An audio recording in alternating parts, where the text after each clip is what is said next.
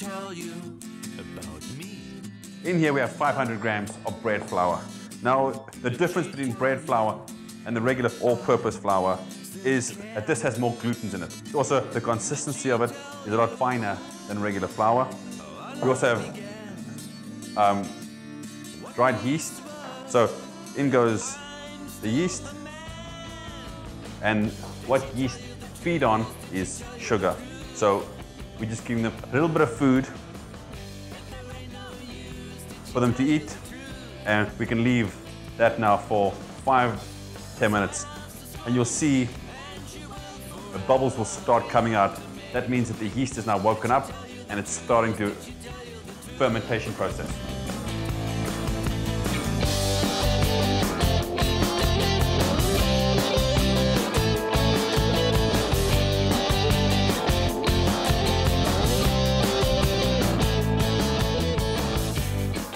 Right, that's now done. And you can see that it's done by how elastic it is. And that's because we've worked all of the gluten in the flour. That's going to help trap the air in. The air that's inside of the dough is going to heat up. Hot air rises, and that's what makes bread and pizza dough rise. So elasticity is what we're after.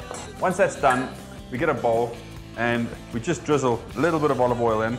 We just swirl it around and work it with our hands. Just a lightly oiled. So when the dough rises, it has a smooth surface to rise up against, and it doesn't restrict it. Hold it like that in your hands and just fold it over. And a little trick my mom used to teach me, and she's a very good bread baker, is do it like that and push your finger in and then leave it. You don't see a dent anymore.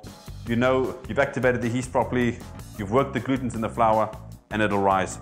Up to double in size. We'll wrap it in plastic wrap, keep it somewhere warm. So I've got the oven on. I'm just going to leave it on top of the oven, and the heat of the oven is going to help activate it and rise. I'm going to sort of make like a red onion and honey marmalade. We get on a low flame, we get a pot on, a little bit of olive oil, red onions sliced very finely, and then a really good glug of this beautiful Nara honey. But the honey and the red onion is going to balance out. The onions are still going to have a spicy note to it, but the Nara honey is going to counterbalance that with a little bit of sweetness. Once it's 3/4 done, we'll get a little bit of balsamic vinegar in and just drizzle it, and the acidity will just cut through everything and be really, really nice. So the next thing for our pizza is to roast red peppers. Now this is dead simple, okay? Red peppers, open flames, and you just leave it. These red peppers are blackening up really, really nicely. See, that's exactly what we want. We'll get the red pepper, we'll stick it in a bowl and cover it in plastic wrap so it'll steam itself, and it's going to steam all of its skin off. The advantages of doing the red pepper like this is it gives it a nice like smoky note to it, and that's going to enhance all of the ingredients. So just a little bit more there and we're good to go. Streets and lines covered in pride, pulling you around.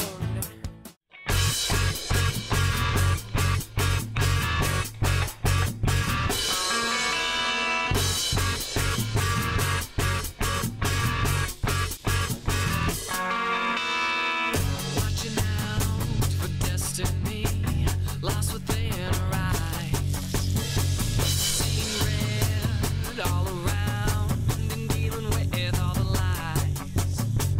Seeing truth in the tale and seeing nothing anyway. So we'll knock all of the air out again.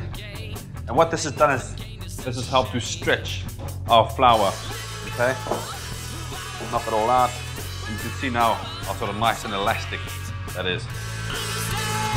There is no truth until you make it in your sight. So it'll take quite a while to roll it out properly because it's very elastic. As soon as you roll it, it's going to spring back. So take your time and just roll it into that shape.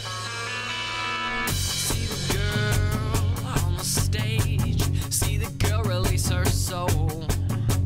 See the man pretend he cares, digging deeper in the hole. Man alive, this thing is rigged. Good quality cheddar cheese. Nice strong cheese. Again, big flavor, but just a little bit of it.